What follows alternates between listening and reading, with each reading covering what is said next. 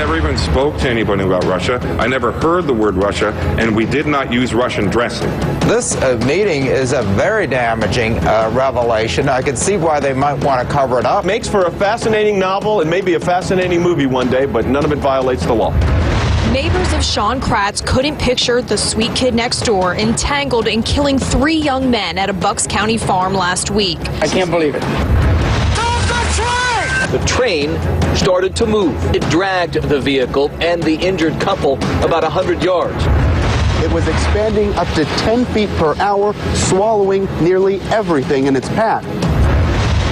At 37, Venus Williams is back on top. She is poised to become the oldest women's Grand Slam champion in the Open era.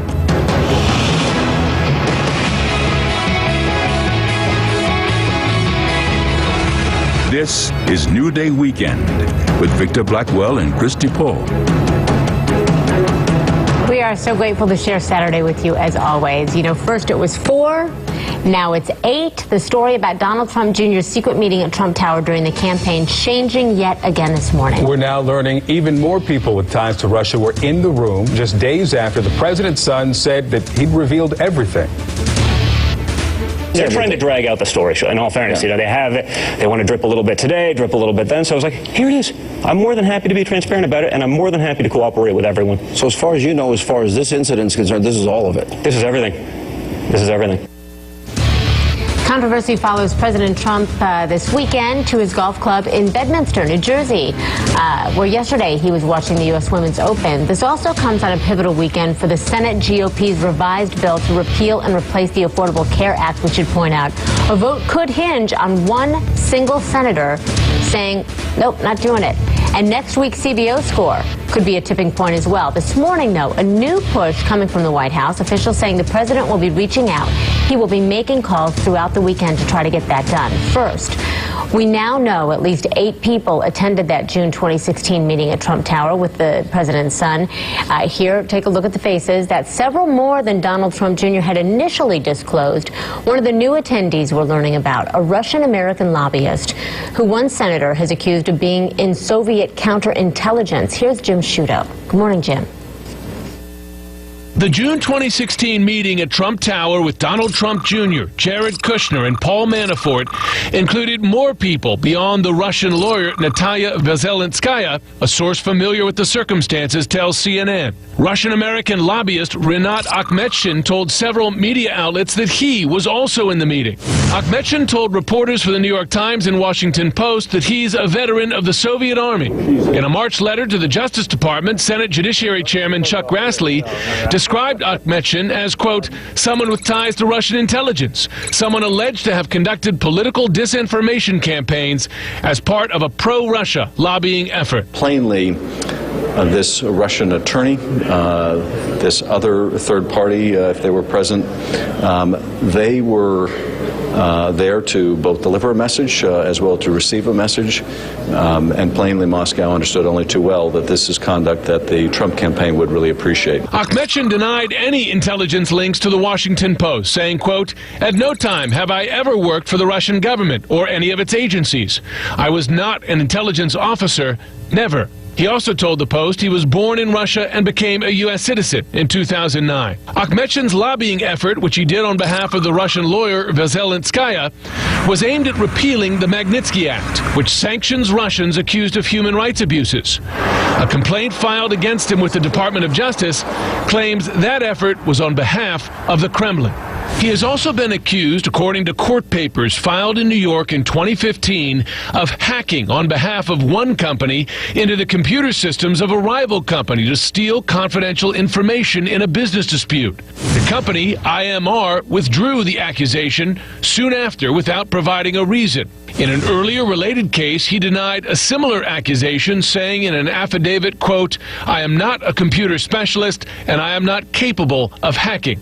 In addition to his lobbying work, Akhmetshin was well known in Washington for being connected to very powerful people in Russia, both in the business world there and in government. And one more note, though he was born in Russia, then the Soviet Union, he emigrated to the U.S. and is now a U.S. citizen. And as a U.S. citizen, he can be subpoenaed to testify before the investigating committees on the Hill. Jim Sciutto, CNN, Washington. All righty, thank you, Jim. Bureau Chief for the Chicago Sun-Times, Lynn Sweet, with us now, and CNN legal analyst and former federal prosecutor Laura Coates as well. Ladies, thank you for being here. Laura, wanted to start with you real quickly because one of the things coming out of this is the fact that, yes, people find it suspect, but from a legal standpoint, do you see anything that is criminal? And correct me if I'm wrong, as far as I can tell, I have heard of nothing. No legal analyst saying, yeah, this is criminal. Well, it swings the pendulum. Everyone will talk about these kind of deliberate terms of saying that you cannot actually convict or prosecute on one piece of evidence alone like this. But what it does do is show you an air of criminal intent. You have a mental state that now wants to solicit and receive information that potentially could violate the campaign finance laws. And now you have more and more information coming out that may suggest that they were trying to exchange kind of a quid pro quo. I'm here to lobby on behalf of the repeal of the Magnitsky Act, and in return, hopefully you will grant me the opportunity, I will give you information related to Hillary Clinton, your opponent, and if you should win the election, we will talk more and more about what this information, how we can value it. So you do have that, but remember, there is a counterintelligence and espionage probe going on right now with Special Counsel Mueller. You also have the congressional probe going on. Both of those probes are trying to figure out what involvement any American may have had. And Donald Trump Jr.'s emails and his continuous refusal to be entirely transparent and forthright about what he knows about the meeting and who is there would suggest that he is trying to perhaps hide some details, which of course alerts a criminal investigator all the more.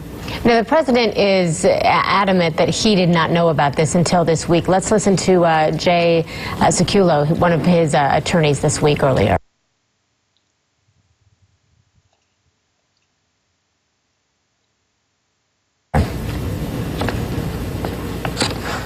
The president was not aware and did not attend this meeting and was only made aware of the email yesterday as it was released. He was made aware of it just in the last, really very, very recently by his lawyers. The legal team met with the president to discuss it just literally days ago. Okay, so again, that's Jay Sekulow. But let's listen to President Trump on June 7th, 2016, 2 days before this meeting took place. I am going to give a major speech on probably Monday of next week, and we're going to be discussing all of the things that have taken place with the Clintons. I think you're going to find it very informative and very, very interesting. Lynn, what is the reaction to what seems to be a very different story in both of those? I mean, what President said in June of last year seems suspect, at least on the surface. Well, at the least, it's confusing, and it shows why these investigations in Congress and by Special Counsel Mueller need to proceed, because you want to at least get a timeline straight and the facts straight. And to answer the question of when did the president know about this, it is one thing, you know, for his attorney to go on these TV interviews and say his legal team told him whenever. Whenevers don't count in an early investigation. It will be there. You know, people have names. They'll learn something because somebody tells you something at a date and an hour. Like right now, it's 8:09 and 17 seconds. So it's not these nebulous things. So the political problem is that when you have new information unfolding, some of it may be significant and some of it, frankly, may not in the longer run. But just look how hard it is just to figure out who was in one room on one day for this June meeting. That is just symbolic of the difficulty in putting this investigation together, which now every time you introduce another potentially serious actor, you then have to run down every angle and, you know, go where the river flows, as investigators say. All righty. Lynn Sweet and Laura Coates. So appreciate the two of you being here and your input as always. Thank you. Thank you. Thank you. President Trump is spending the weekend at his golf club in Bedminster, New Jersey. He flew there straight from Paris yesterday so he could catch a round of the U.S. Women's Open tournament being held at his course. Now, this is one of several Trump properties the president has traveled to since taking office. It's become a regular jaunt here. Let's go now to CNN's Dan Merica following this for us from Washington. Dan? president is at one of his clubs that bears his name. And he's made this kind of a frequent occurrence, 21 weekends out of 26 that he's been president. This is the 39th day that he has spent as president at one of these clubs. That obviously doesn't include Mar-a-Lago, his resort in Florida, which is a private resort but doesn't have a golf club. It's kind of more of a vacation home for him. As you mentioned, he'll be going to the U.S. Women's Open today. There are expected to be some protests out tour of France. He spent about 30 hours on his third foreign trip in France, flew directly to New Jersey for this event. He tweeted about it actually when he touched down in New Jersey after his French trip, tweeted that he was going to go to this tournament, and that raised some questions from ethics watchdogs. You know, is the president giving this tournament, which will be hosted at his club, some free advertising, some free presidential advertising? And those have obviously been questions that have followed the president ever since he took office. And really, before he took office, there were questions about would this happen as president. All right, so obviously this is going to be a very critical week and weekend for the Republican-backed health care plan. What is the president doing to push it over the line, to get it passed? So we've been told that even in France, the president was calling senators who were on the fence about the health care bill. We were told this morning that he plans to make calls today, actually, Saturday, from his club in New Jersey.